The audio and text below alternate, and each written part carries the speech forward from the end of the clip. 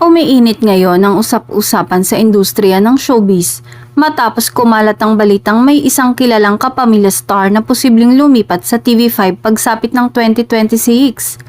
Ayon sa mga source sa entertainment circle, nagaganap umano ang mga paunang pag-uusap kaugnay ng isang bagong proyekto na ilulunsad ng kapatid network sa susunod na taon. Bagamat wala pang opisyal na kumpirmasyon mula sa kampo ng aktor o aktres, marami ang naniniwalang konektado ito sa malalaking pagbabagong nagaganap sa landscape ng telebisyon, kabilang ang pagtatapos ng ilang content partnerships at paglipat ng mga programa sa iba't ibang free TV platforms.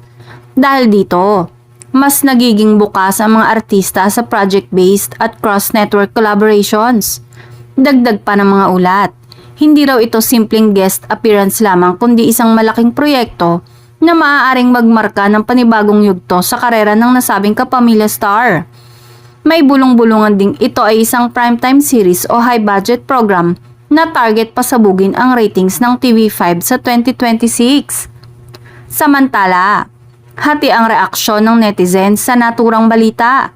May mga sumusuporta at nagsasabing mahalaga ang growth at bagong hamon para sa isang artista.